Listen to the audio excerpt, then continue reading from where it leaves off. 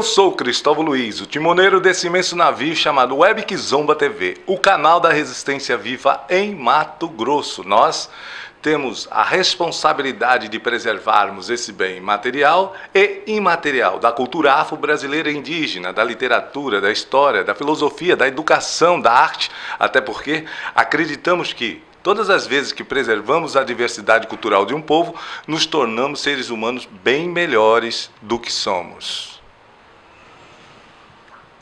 Hoje estamos aqui com Marisol Cadiede. É um prazer imenso, depois de 32 anos, né, uma refugiada de guerra angolana, uma mulher que pode-se dizer que ressurgiu das cinzas para oferecer o que há de melhor em forma de axé. E hoje nós vamos ter a oportunidade de conhecer um pouco dessa história, né? De muita resistência, mas de muito amor também pela alegria de viver. E eu me sinto muito feliz pela oportunidade que Oxalá está nos dando de brindar a vida, de brindarmos a esperança, o esperançar, o aquilombar, o indigenar. E hoje é um dia especial justamente por causa disso, né? Porque nos reencontramos depois de 32 anos e estamos aqui emanando o que há de melhor em nós, conectado com a luz e o brilho do sol. Com você, Marisol Cadiede.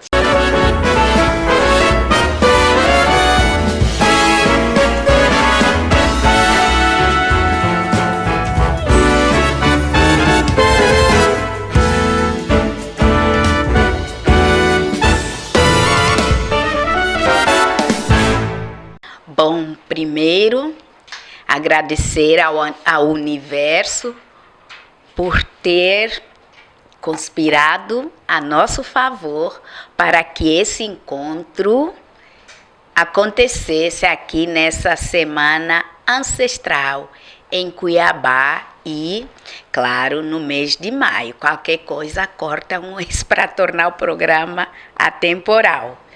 Então, como o Cristóvão disse, eu sou Marisol Cadiede, mas eu também carrego muitos nomes. Eu sou Luzembo, que em Quimbundo tem 2 significados. Um é aquela que ninguém gosta, o outro é aquela que é a mais gostada ou adorada. Claro que eu não sou besta nem nada, optei por ficar com a mais adorada. Também sou lua pequena ou folha pequena levada pelo vento, que é o significado de Cadiege em Quimbundo.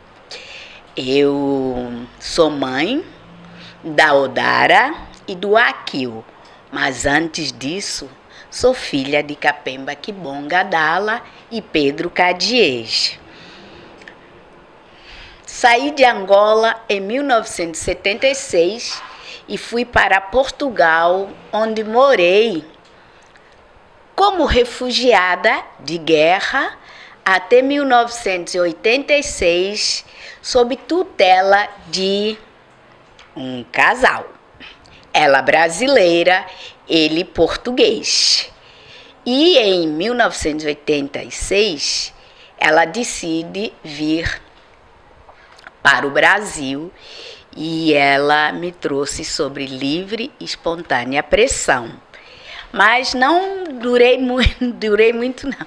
Não continuei durante muito tempo morando com ela, pois houve uma desavença e eu saí da casa dela, e isso tudo em Realeza, no Paraná, e essa minha saída culminou com que eu fosse morar em Curitiba.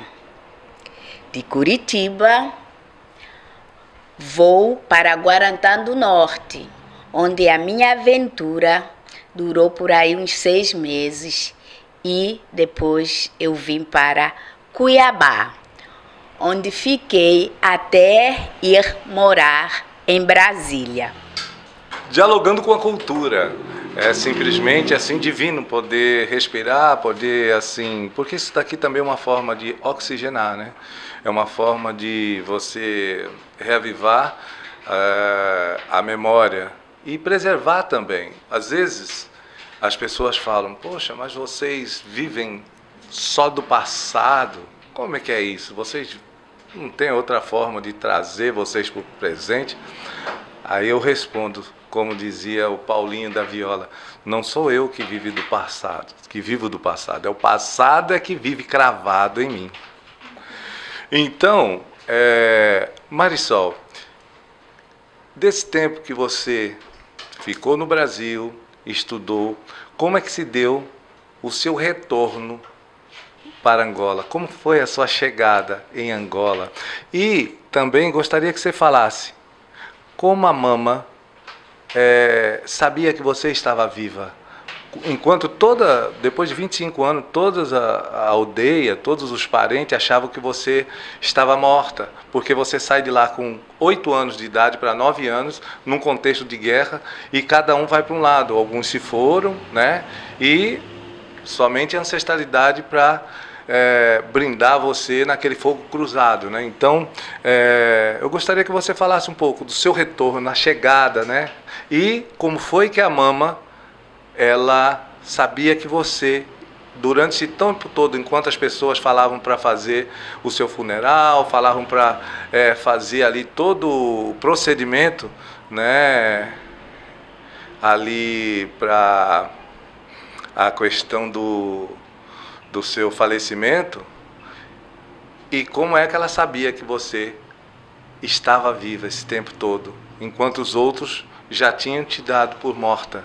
Então, Cristóvão, primeiro eu esqueci de falar no início do programa que é uma honra muito grande segurar esse microfone e falar Organizações Kizomba, Web TV Kizomba, quero trabalhar aqui.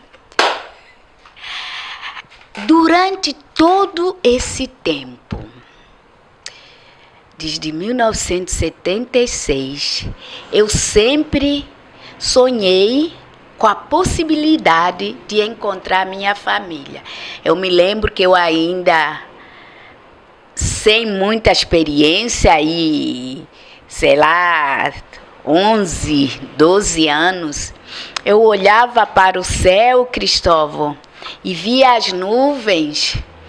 Aí eu perguntava assim, será que se eu conseguir uma corda, jogar lá em cima, subir, será que do outro lado eu vou encontrar minha mãe? Então, eu sempre alimentei essa esperança. Então, sempre que havia a mínima possibilidade, eu contava um pouco daquilo que eu lembrava. Porém, eu devo salientar que, enquanto eu estava em Portugal, eu podia contar minha história, porque era muito perceptível que eu não era portuguesa, que eu era refugiada, né? Então, isso era conhecimento de todo mundo. Posta no Brasil, até porque quem lê um pouco da minha história, que está em textos na internet, sabe que houve uma troca de identidade e hoje eu tenho essa liberdade de falar, porque o crime já prescreveu. E mesmo assim, se quisessem me prender, hoje temos os direitos humanos, o comissariado da ONU para refugiados. Então, posso falar disso livremente. Quando cheguei no Brasil, então, por causa dessa mudança de identidade, mas pouquíssimas pessoas eu depositava a confiança para falar que eu era angolana. Tá? Mas aí o tempo passou, a gente cresceu, foi adquirindo experiência, maturidade, e aí eu começo, sim, a trazer isso. Para você ter ideia, eu contei para aqui o Iodara a minha história, acho que lá por 2003, 2004. Olha isso. sempre perseguida por aquele terror, né, do crime cometido pela troca de identidade. E aí, então, eu retomo novamente essa questão da busca pela família. E uma vez nós fomos convidados para ir a uma festa na Embaixada de Angola. E quando eu cheguei lá, eu conversei com a Dido, acho que era a Dido de comunicação, mas ele mexia no, sabe, fax, era isso, o senhor Michel. E aí então eu contei a minha história para ele, ousei contar, porque eu não tinha nem registro na embaixada, porque a minha documentação era como mulher brasileira, em primeiro lugar. E aí, quando eu contei para ele, ele falou, nossa, a minha mulher é dessa província que você diz que nasceu. Ok, conversamos, fui embora e eu esqueci um casaco lá. Um ano depois, eles ligaram dizendo, olha, você nunca, olha isso, um ano depois, ligou para me entregar o casaco. Você nunca veio buscar o seu casaco, nós estamos voltando para Angola, né? Aí eu disse, senhor Michel, será que se eu escrever todos os meus dados num papel, o senhor leva para contar, perguntar para alguém? Ele falou, eu levo e coloca uma foto sua junto. Aí nós fomos à noite na casa dele, pegamos o casaco, então eu deixei essas informações com uma foto minha. Passaram-se 2 anos. Quando eu estava em plena campanha e liguei para casa, campanha para governador do Distrito Federal, à época, o ex-senador Cristóvão Buarque. E aí eu liguei para casa para saber como estavam as crianças e a pessoa que estava lá em casa falou, olha, sabe aquela tua amiga Irene ligou para cá, disse que é muito urgente, quer falar contigo e não sei o quê. Aí eu liguei a cobrar para a casa da Irene. Irene, diz que você quer falar comigo com muita urgência. Aí ela primeiro fez um preâmbulo assim, para não me dar de imediato a notícia. Aí ela foi falando de coisas da vida dela, do nosso cotidiano. Então, como ela tinha um irmão doente, ela primeiro falou, olha, sabe o meu irmão Zezito? Ai, Zezito, escutar essa entrevista, sua irmã te assassinou num primeiro momento. Ela disse, meu irmão faleceu. Irene, que pena, não sei o quê. É mentira, Luzembo, que ela só me chamava de... Como assim? O senhor Michel ligou e falou que encontrou a tua família. E eu chorava, eu estava no orelhão, assim, comecei a chorar, e o pessoal olhando de lá, o que foi. E então, para você ter ideia, muita gente passou a saber que eu era angolana a partir daquele momento. Aí então ela disse, olha, mas ele disse que vai ligar terça-feira para sua casa. Passou terça, quarta, quinta e nada. Mas na outra semana eu estava no trabalho, eu trabalhei durante 7 anos no Instituto do Patrimônio Histórico e Artístico Nacional, na Secretaria de Recursos Humanos. E aí o telefone tocou, e eu atendi, era o senhor Michel. Dona Marisol, aqui é o tio Michel. Tio Michel, a Irene falou que o senhor ia ligar na terça, o senhor não ligou nem nada. Ah, sabes como é? Angola ainda não está em paz, a comunicação é muito difícil. Mas tem uma pessoa aqui que quer falar com você. Aí um senhor veio, atendeu, falou comigo ao telefone, Dona Marisol, então posso lhe fazer algumas perguntas para saber se realmente essa família encontrada é a sua? E eu, claro. Lembra do nome do seu pai? Falei, meu pai era Pedro. Eu sei que ele tinha 4 mulheres e era soba. E eu tinha muitos irmãos. Lembra do nome de algum irmão? Falei, eu lembro do Moisés, lembro do Anastácio e lembro do Carlos. do outro lado a voz respondeu: o Carlos sou eu. Então, a partir daí, nós fizemos uma ação e a Embaixada de Angola me deu a passagem, e com mais essa ação coletiva que nós fizemos, Feijoada Solidária para Marisol Cadiez, em novembro de 1998, eu volto a Angola 24 anos depois para poder olhar no olho daquelas pessoas, sentir o abraço daquelas pessoas para ver se realmente era o meu DNA. E foi. Tanto é que eu, quando cheguei lá, era à noite, e eu não conhecia ninguém, claro, eu olhava assim e tal, mas de repente alguém pegou e falou: Dona Marisol? E eu: sim, sou eu.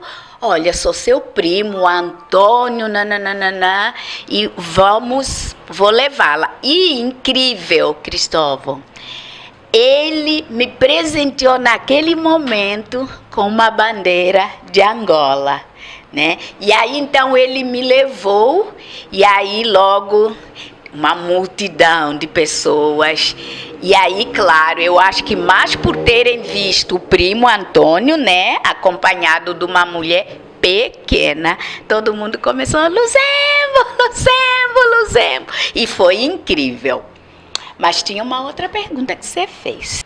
Dialogando com a cultura e fazer a viagem no tempo, né? A gente pode fechar os olhos e sentir, materializar a sua história. E como irmão de alma, a gente pode fechar os olhos e ver os parentes, sentir.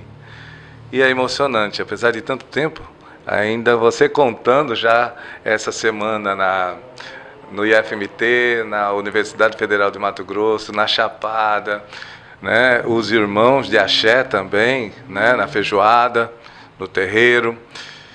Mas sempre a emoção volta, né? Esse momento que você encontra os nossos familiares lá no aeroporto, né? E sai, e a primeira coisa que ele faz é entregar a bandeira do seu país em suas mãos. Isso é algo assim indescritível, né? A gente não tem palavras e sentimento, a gente parece que está lá vivendo esse momento. A outra pergunta era, os familiares sentem, é óbvio, mas a mãe, o pai, eles, assim, enquanto muito das famílias, dos seus familiares pensavam que você já estava morta e já preparando os ritos fúnebres, de que forma que a mama, enquanto uns falavam que você estava morta, de que forma que a mama sabia que você estava viva esse tempo todo? Saiu de lá com 8 para 9 anos, assim, refugiada, e como é que a mama sabia que você, em nenhum momento ela se esqueceu, em nenhum momento ela se deixou levar por esse sentimento de perca? Então, eu vou, lógico, porque eu estava deste lado, né? Então, agora esse relato que eu vou dar, ele foi me passado pelo meu irmão Moisés, que deve estar em torno, ele é filho do meu pai com a mamã Madalena, mas eu não tenho meios irmãos, eu só tenho irmãos por inteiro, né? Então, o meu irmão, ele é o meu arquivo em Angola, tudo que eu preciso, minha dúvida, principalmente na questão das tradições familiares, é a ele que eu sempre recorro. Então, eu recorri a ele para saber como minha mãe, e assim, às vezes em muitos momentos até de revolta, como que me deixaram ir, eu uma criança na guerra, né? E muito bom, porque a resposta do meu irmão sossegou o meu coração, e como eu digo, o meu retorno a Angola foi também um processo de buscar a mim mesma e curar as minhas feridas. Aí então meu pai conta Meu irmão conta, por exemplo, que minha mãe, ela sempre ficava lá no final da rua com o olhar vago, como quem procura alguma coisa. E quando cobrada para que assentassem o meu corpo, porque era importante o assentar os seus mortos. Então, todo mamacapemba, já passou muito tempo, Manaluzembo, afo, morreu. Minha mãe nunca aceitou. E como é que ela tinha a certeza disso? De tempos em tempos, a minha mãe tinha o ritual dela. Aí ela pegava uma katana, ia até uma bananeira e fazia um talho. Voltava 3 dias depois. Se a bananeira tivesse deitado seiva, era porque eu já não pertencia mais a este plano. E claro, todos devem perceber que a bananeira não deitou seiva. Dialogando com a cultura, história viva, né? Isso me faz lembrar muito os griots, né? As nossas histórias contadas. Eu sempre digo, Marisol, que eu sou um aprendiz de griot, né? E como griot a gente sempre traga uma poesia do Bimbi, um africano, que ele dizia: a palavra é divinamente exata, deve-se de ser exato com ela. A língua que falseia a palavra vicia o sangue daqueles que mentem. Então, era preferível a morte do que faltar com a verdade da palavra. Esses eram os griotes africanos. Então, é um prazer imenso, né?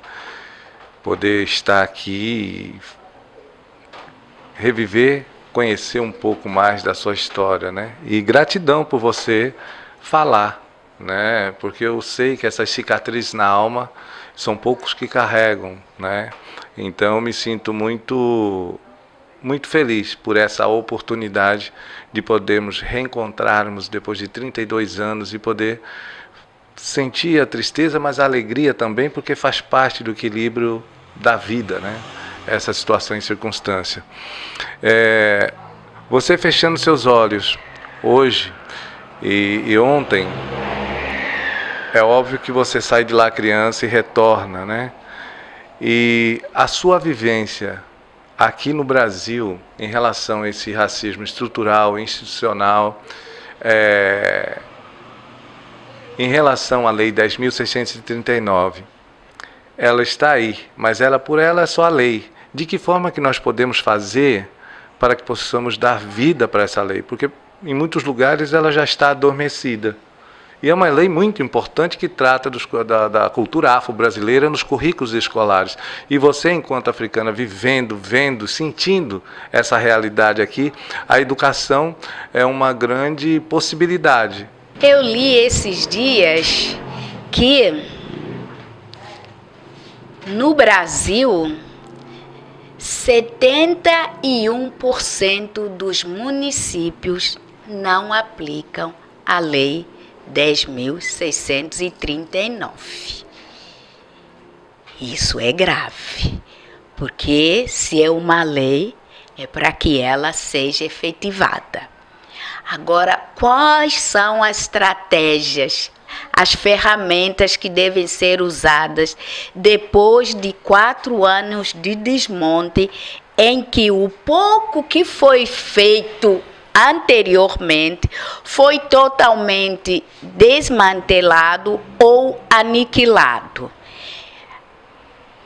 Na minha opinião, é que ações como a Semana Ancestral,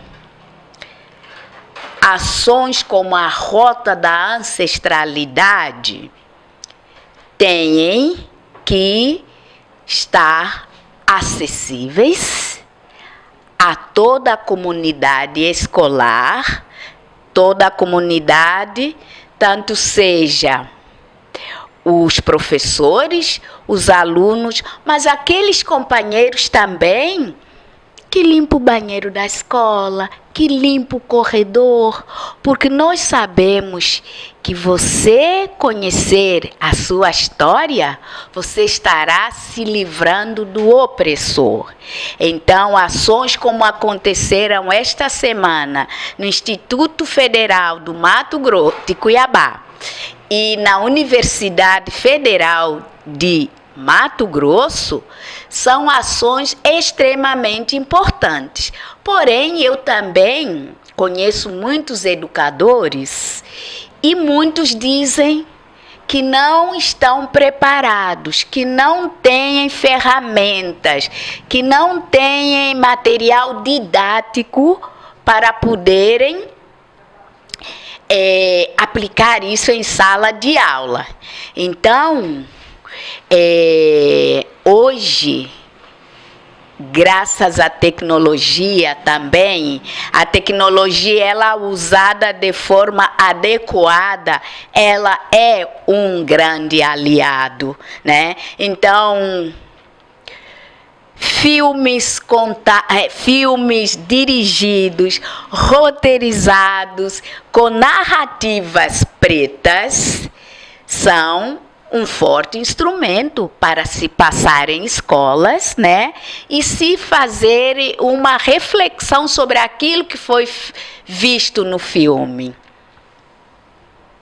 Levar pessoas como Cristóvão, como o mestre Lindomar, pessoas como a Lindsay, pessoas como a professora Cristina Soares, para poderem dar o seu testemunho, não só de vida, mas também sua trajetória pessoal, principalmente porque essas pessoas que eu citei aqui são pessoas que pautam a sua vida no ativismo, que pautam a sua vida construindo material didático para que possa contribuir para a aplicação e efetivação da Lei 10.639.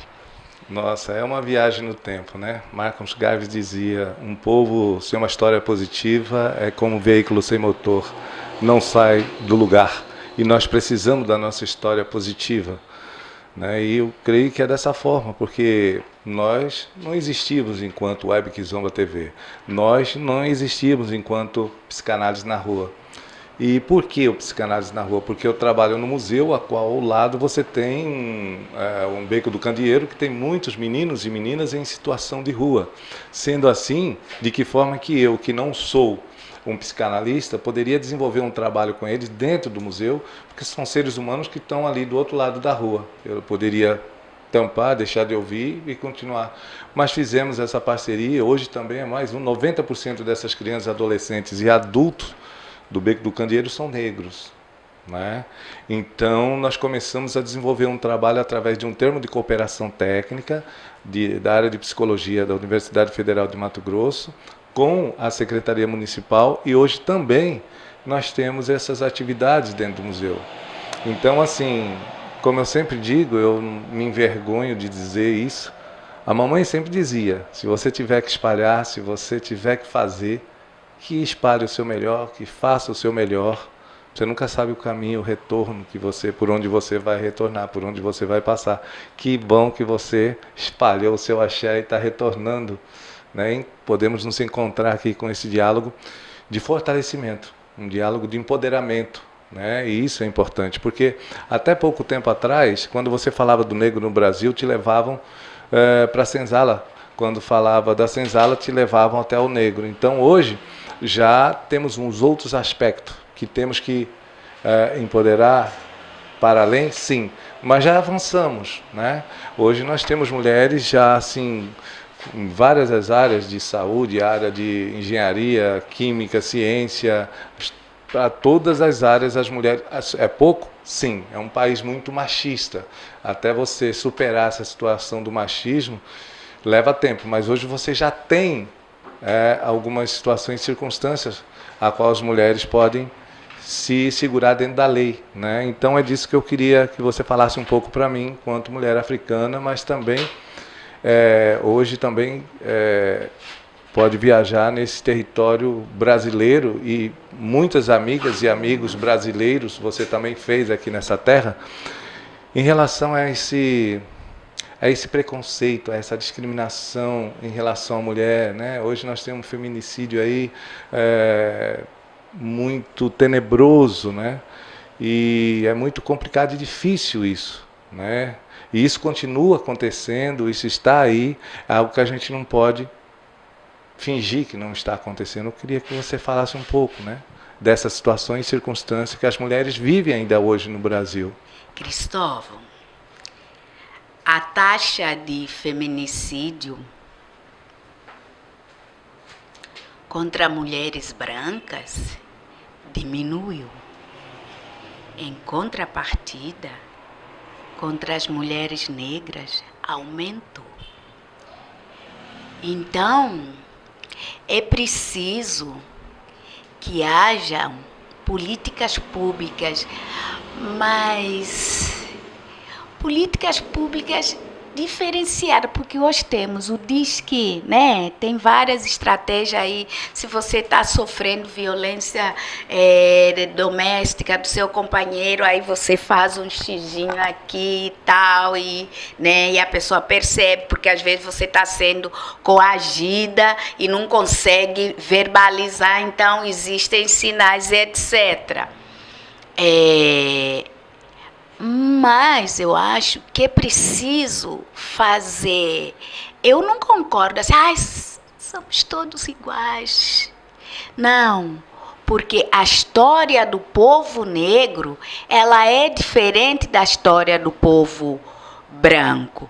Se uma mulher branca sofre muito hoje, uma mulher preta sofre muito mais. Se uma mulher branca ganha 3 mil reais porque ela é coordenadora pedagógica numa escola, uma mulher preta, sendo coordenadora pedagógica numa escola, ela não ganha os 3 mil reais. Entende? Então, eu acho que é preciso que existam campanhas de valorização.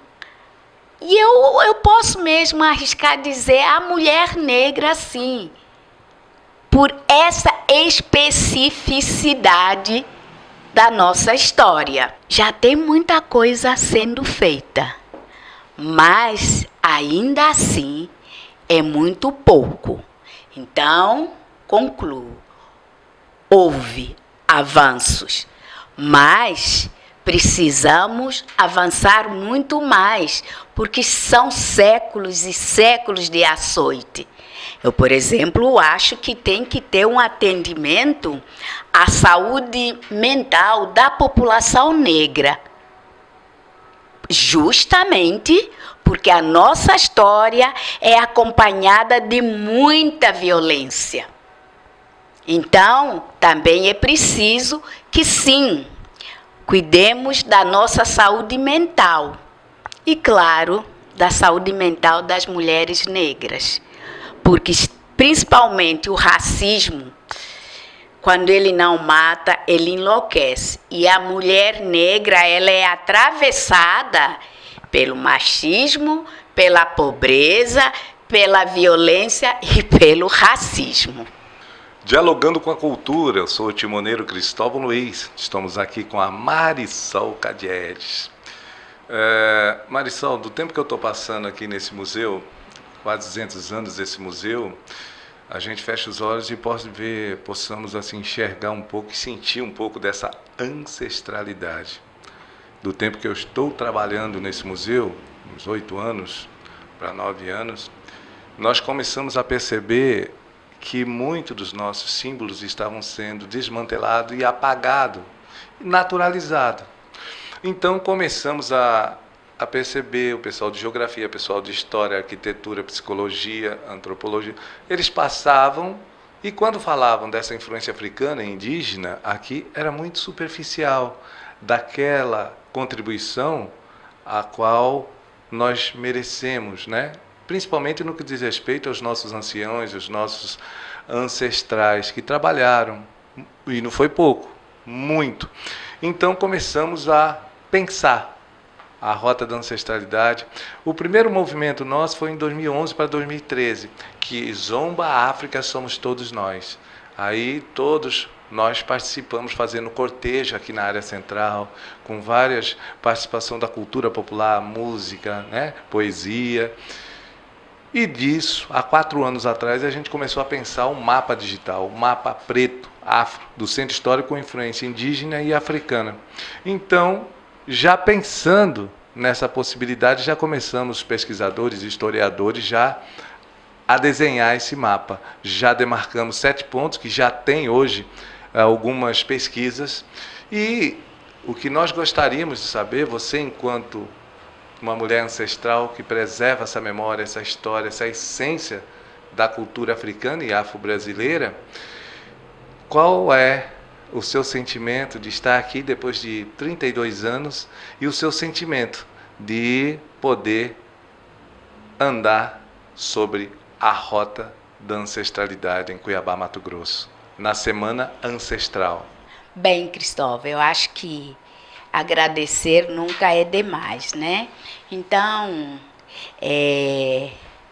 deixar aqui registrado a eterna gratidão à Secretaria Municipal de Cultura, Esporte e Lazer de Cuiabá, que, por meio do Museu da Imagem e do Som, juntamente com a Web TV Kizomba e o projeto Psicanálise na Rua, permitiram que eu estivesse aqui. Claro que não fazemos nada sozinhos. E por isso mesmo, esse evento teve o apoio da Universidade Federal do Mato Grosso, da Secretaria Municipal da Mulher, do Instituto Federal do Mato Grosso, que ele tem o nome mais compridinho, mas é isso mesmo, das Guardiãs, a Baiomi, e por aí adiante. Então, agradecer a todo mundo, porque o evento está sendo aquilo que a gente sonhou. Saí e percorri a escada da igreja de São Benedito, porque eu queria tirar o sapato e sentir essa energia terrena com qual eu estava conectada a Cuiabá. E então, poder pisar cada rota, os 7 pontos da rota até agora demarcados, para mim, foi estar ao encontro dos meus. Foi sentir a dor quando a professora Cleia relata um pouco da história do quilombo urbano ali existente, onde tantos irmãos, irmãs, pais, mães, meus ancestrais tombaram na construção e que seguramente construíram essa Cuiabá.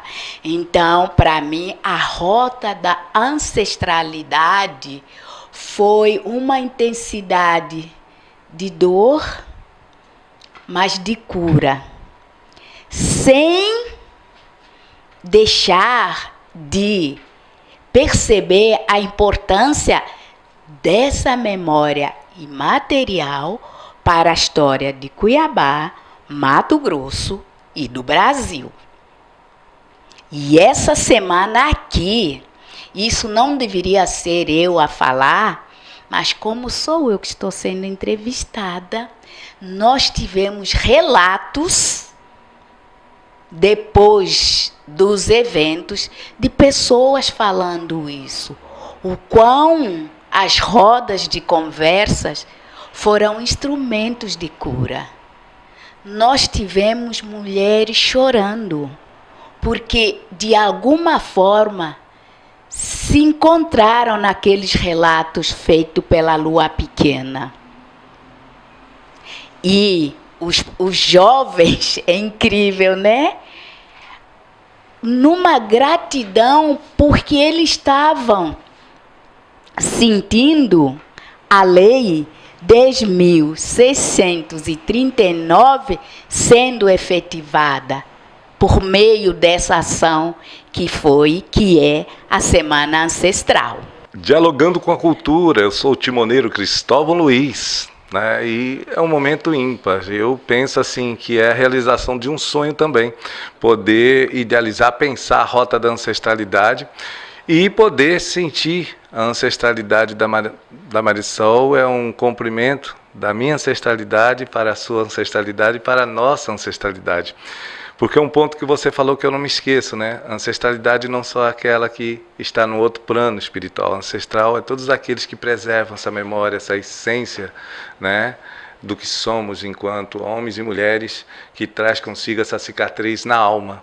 Então, Oxalá reservou os grandes desafios somente aos grandes homens e às grandes mulheres. Então, talvez seja esse o nosso desafio, né? Apesar da cicatriz na alma, apesar das dores, a gente espalhar o que tem de melhor em nós em forma de possibilidade de esperançar, de aquilombar, de indigenar e de espalhar essa semente para que possa estar aí florescendo no solo fértil da vida. Mas, antes de terminar, nós queríamos aqui fazer ao vivo e a cores, né? Esse é o momento ímpar aqui para a senhorita já fazer um convite da Web Kizomba TV para que Marisol Cadiege, né, possa nos representar em Brasília e Angola na Web Kizomba TV. Isso daqui é uma singela homenagem para você, né, da Web Kizomba TV, e o carinho de todos aqueles, né, da lavagem da escadaria do Rosário, na pessoa da nossa presidente Lindsay Catarina de Sá, da Adriana Rangel, no projeto Psicanálise na Rua, o Fórum de Capoeira que esteve conosco, né? Todos aqueles que participaram, né? Secretaria Municipal de Cultura. E esse é o nosso axé para você e o nosso convite, que você seja a nossa representante lá. E aqui já está o seu uniforme também.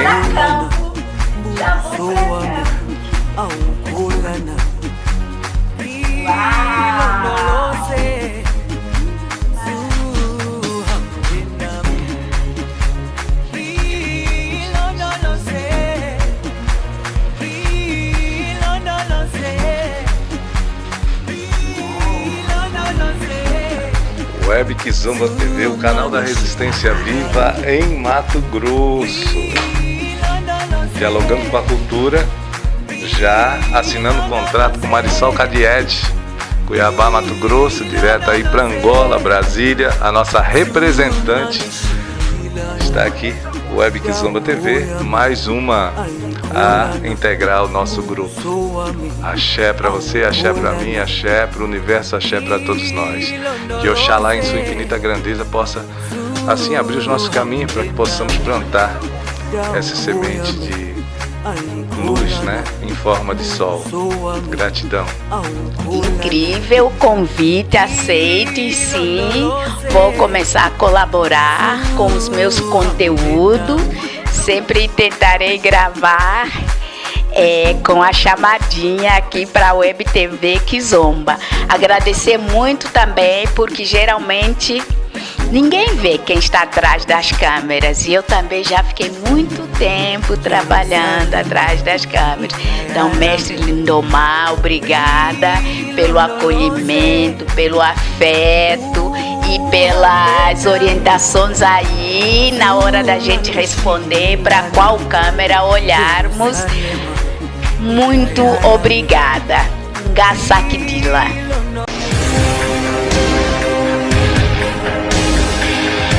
Arte, cultura,